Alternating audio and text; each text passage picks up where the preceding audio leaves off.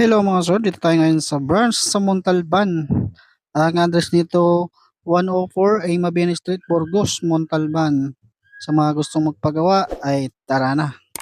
Ito, meron tayo siyang PCX na ginagawa at ang gagawin kasi natin dito ay magre-repaint. Tapos ayusin tong pairings sa may side ng o sa may part ng tornilyuhan na pinagkabitan ng MDL dahil nabasag yon at may gas-gas. At syempre, bago natin matanggal yung fairing sa unahan, magsisimula tayo sa likuran. Ito yung ating shop. Ayan. Pwede rin kayo magpa-repaint dito mga sir. Mags, any colors. Pwede kayo magpa-repaint. Ayan, ito yung itsura. Totally, hindi pa natin nalalagyan ng maraming pisa. Tupalo pa kasi yung mga ibang pisa natin. Yan, tabi siya ng kalsada. Simulan natin to, tanggalin natin yung kanyang fairings sa likuran. At ito yung pisang ipapalit natin, pa ito. Aftermarket na kasi yung nakalagay dito sa motor na to. At gusto nung may-ari, pa ito. Sa mga gustong gawa ng tulad nito, yung lagayan ng MDL, itong tinuturo ko ay Click 160. Yan, di ba? Maganda yung design. Pati sa Click 150, nasa side din. Parang ganyan, oh. Magandang tignan. Yan. Sa mga gustong magpagawa, ay PM lang kayo or kung sa amin din kayo magpapakabit, mas mainam, mas maganda. Dahil nagwa-warranty tayo ng install tulad ng mga ganyan. Yan, ito Click 160. Yan, ganda. Yan, kumpare ko yung gumagawa niyan. Pati sa repaint, yan, kumpare ko din yung gumagawa. At ang mekaniko natin dito ay si Kapulong. Yan, no? Sa mga full body repaint. Oh, ang ganda. Ayan, natanggal na yung fairing sa likuran at matatanggalan na natin side by side na fairings nito. Saka yung pinakailalim na fairings dun sa may footboard ay i-repaint natin. Si Parang Joey yung gagawa ng pagre-repaint at si Hapon naman ay kinakalas. Pati si Hapon ang mekaniko rin natin dito, dalawa sila ni Kapulong. Pero pag walang gawa dito, marami dun sa Quezon City, ay pinapupunta ko sa Quezon City, sa New Manila. Basta kapag once na magkakalas kayo nito, importanteng step by step nyo muna yung mga gagawin ninyo. Yan o. Yan yung gagawa ng paraan. Tapos lalagyan ng bracket ng parang lagayan ng MDL. Yan, pinagpaplanoon na kung ano yung magandang ilalagay na design ng bracket sa MDL. Tapos kapag nakalas-kalas na lahat yan ay i-repaint. Yan si Parang Jeff naman yung gumagawa ng bracket ng MDL. Yan, si Nato, ayan, tinatanggal na si Hapon. Medyo talagang maraming ginagawa or kinakalas pagdating sa pairings ng ADB 150, 160 at PCX 160. Maraming kinakalas. Magsisimula ka sa likuran bago makalas yung mga ganito. Yan, unang gagawin ni Parang Joey dyan ay lilihain niya muna. Tapos didiskartehan niya yung mga basag. Tapos ito yung paito naman ikakabit natin. Tatanggalin natin yung side by side dyan. O yung lagayan. Parang magpapalit ka lang ng spark plug. At may mating siya. Tanggalin natin yung mating. Kasi yung fairing sa ilalim ay i-repaint. Papasin niyo yung ignition coil niya, kulay blue. Hindi na siya original. At ito yung gusto ni sir na paito ang gagamitin. Yan. Original paito yan mga sir. Mayroon tayo yan sa shop. Kahit pang Yamaha meron tayo niyan. Yan yung nakakabit mga sir. Hindi ko alam kung anong brand. Hindi tulad kasi nitong ano, kahit wala siyang karton, makikita mo talaga sa ignition coil na Paito yung pangalan. Pati ano, spark plug cap ay papalitan. Original din na spark plug cap yung ating ipapalit. Ayan o. Ewan ko kung anong brand to. Yan. Sa Paito naman, basta once na gagamit kayo ng ganito, dapat FI pa rin. Makikita nyo lagi yan. Huwag kayong gagamit ng hindi FI mga sir kasi masisira ECU nyo. Na-encounter na namin yan. Nagpalit sila ng ibang ignition coil na hindi FI. Ang nangyari, nasira yung ECU. Imbis na makatipid sana or mapaganda ang motor, ang nangyari, napagastos ng mas malala. Kaya napaka-importanting dapat alam niyo yung pang FI saka yung pang decarburador. Yung bracket, ayan, kakabitan natin. Balik na natin. Yan. Tapos itutunnel mo lang yan. Okay, tunnel mo natin. Hindi ma-isintro. Okay, bali fast forward na tayo. Mamaya natin balikan yon at naikabit naman na yon. Dito naman tayo sa pairings niya. Yan, sinisimulan ng kiskisin ng liha hanggang sa matanggal yung mga bukol-bukol, makita yung mga basag, ay ayusin yung basag niyan mga sir. Hanggang sa kuminis. Bago kasi i-repaint yan mga sir ay kikinising mabuti para walang bukol-bukol. Kaya nililihan niya ng mabuti yan. Pagkatapos kiskisin, ayan, bali hugasan. Medyo maproseso nga lang.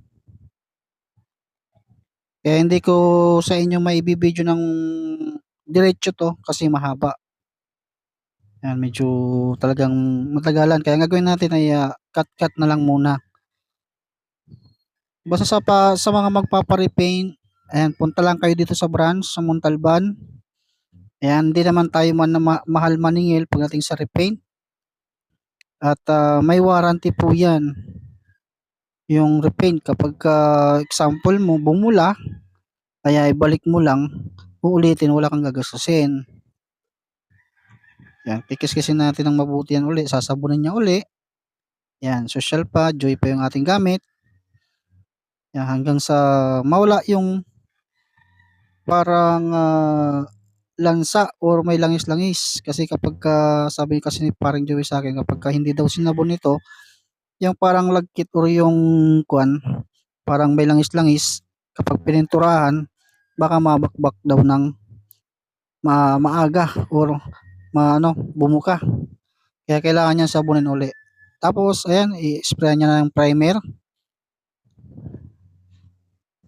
Yan, i-spray na ng primer. After maglinis, ayan, pina-primer. Tapos, lilihain niya uli hanggang sa makuha niya yung saktong-saktong yung pantay. Tapos, ito at gumagawa na siya ng pang-spray sa primer doon sa pairings.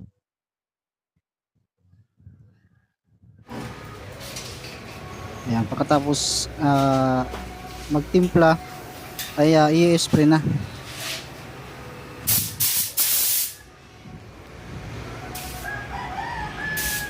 Yan, sa mga magpaparepaint mga sir, meron tayo dito. Murang-mura pa yung singilan tapos quality pa.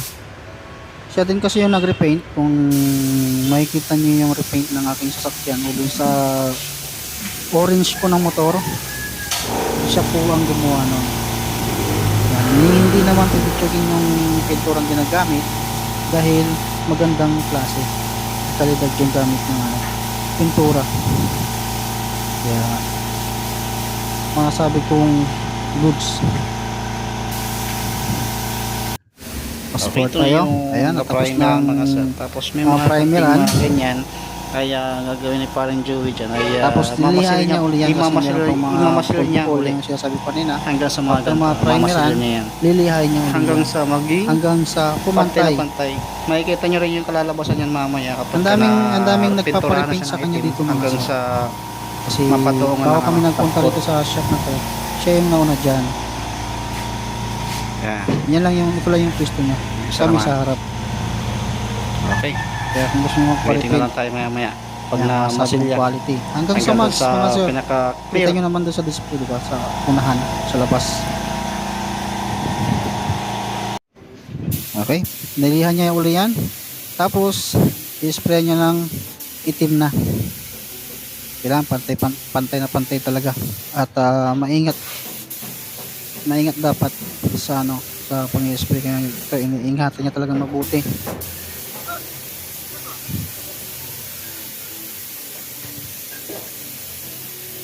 Okay, hanggang sa matapos. Yan, bali magpa-fast forward tayo ulit dito mga sir para hindi tumagal yung ating video. Yan. Pagdating sa ano kung gusto niyo magpa-restore sa amin ng motor ninyo. Yan, mag-inquire lang kayo mga sir. Kung gusto niyo lahat pinturahan ay pwede natin pag-usapan yan.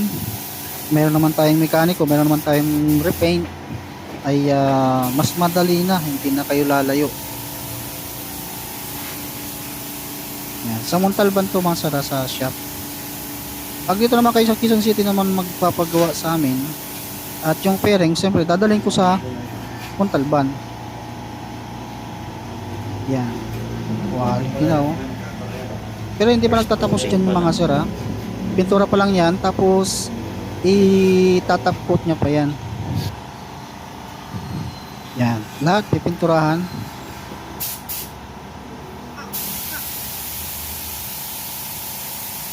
Okay, i-open natin uli yung kabilang side nya.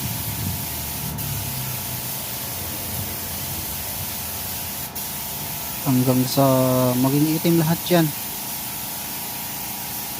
Kung makikita yung ng personal to, talagang napapawa ko yung mga sir. Kahit sa repaint ng sasakyan ko, siya yung nagre-repaint.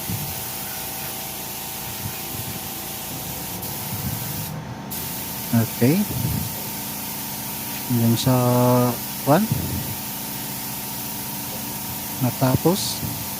Hanap mo ba kalidad sa motor mo na pas? JMK Motovlog, siya ang sagot sa lahat.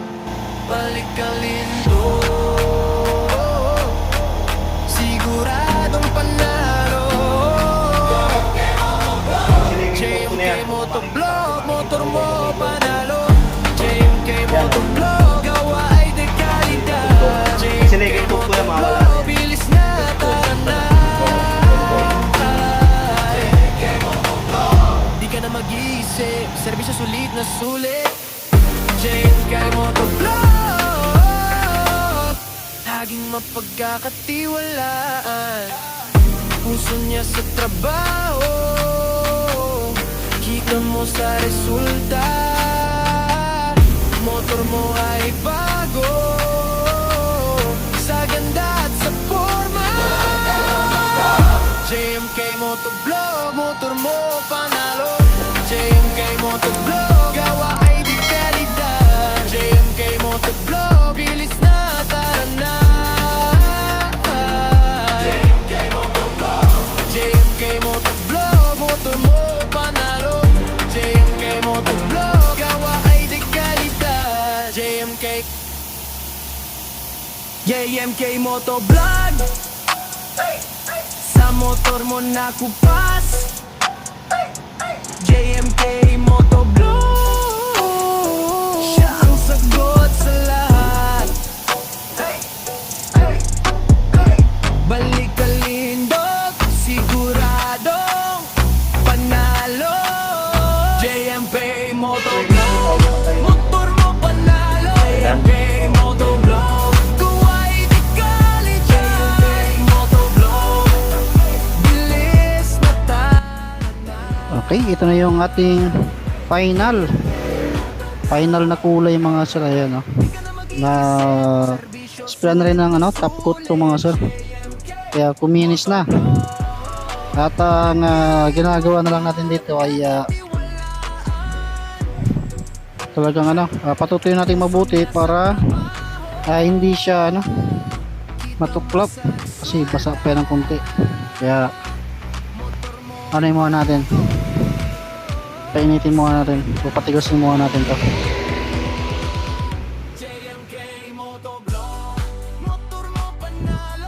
Ito naman yung fairings natin sa harap mga sir. Yun, ganda. Ayan, kinis na kinis. At ikakabit na natin ito mga sir sa motor. Tapos na rin natin may kabit mga sir yung niya, yung ignition coil na gamit natin ay Pico. Tapos yung spark plug cap. At syempre, yung pinaka-concern dyan, gas repaint, palit na ignition coil, tapos yung kanyang MDL bracket. Nakikita niyo yan. Ayan na, nakikabit na. Pinas forward na natin para hindi masyadong matagal. Or hindi masyadong mahaba yung ating video. Tapos sa likuran, nakabit na. Mapapansin niya, kinis na kinis. Ayan. Ganyan yung magiging style ng ating bracket. Yan, hindi pa final yung sa bracket natin. Ito naman yung fairing sa ilalim ng ating footboard. Yan, kintab mga sir. Lalo kung makita nyo ng personal, ay talagang makikita nyo maganda talaga yung pagkakatira ng pintura. Okay, pasok po tayo.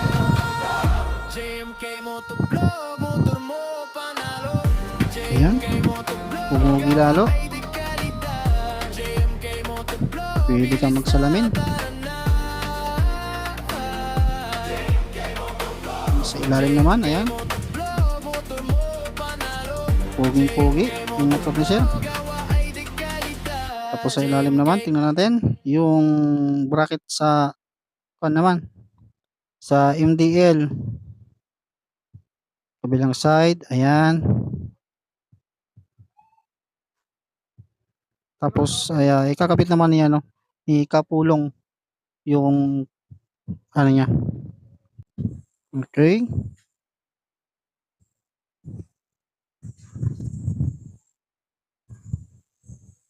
Silap na silap. Pwede kang manalabin.